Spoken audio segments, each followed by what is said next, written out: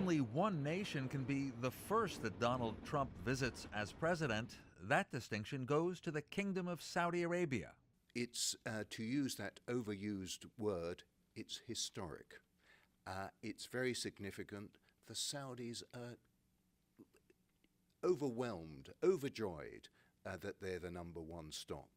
Officials here at the White House who've been planning the trip are also proud that it will begin in Saudi Arabia, then move on to Israel and the West Bank, and then the president will visit the Pope in Rome. Trump paying tribute to the world's three great religions, Islam, Judaism, and Christianity, even as he attempts to create a coalition against extremism and violence.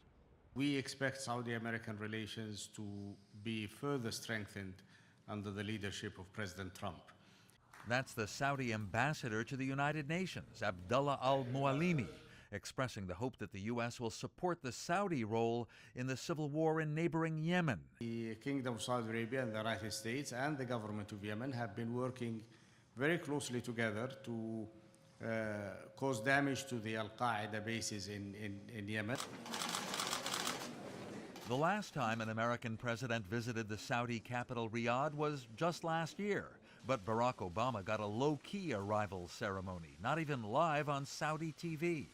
He did get to address a summit of the Gulf Cooperation Council, 6 nations all concerned about Iran, and privately disappointed that Obama was too friendly toward Iran. For the coming Trump visit, the Saudis have invited officials and religious leaders from even more Muslim and Arab nations. They'll listen, but will they enthusiastically rally around U.S. leadership? This could be a start, says former U.S. Ambassador in Riyadh, Ford Fraker. It's a terrific opportunity to forge personal relationships with senior members of the royal family. The Saudis and other Gulf Arabs don't change policies abruptly or quickly. Their style isn't that of Donald Trump.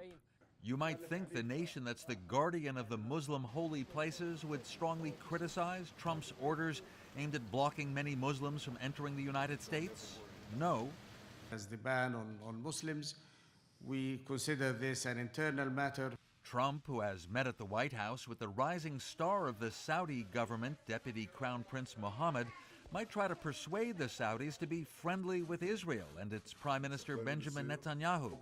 But, says Simon Henderson, expert on the Gulf nations, Saudi Arabia, I think, is almost on the point of doing that, but doesn't see the plus side of it.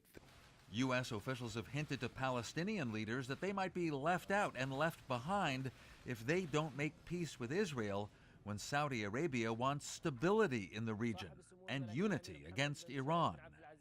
In many ways, U.S. dependence on Saudi Arabia as the central focus of efforts to fight extremism has not changed over the years. A sample of U.S. statements?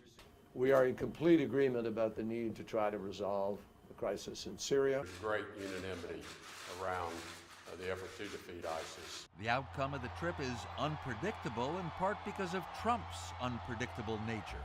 The Saudis have never encountered an American leader quite like this one. Dan Raviv, I-24 News, Washington.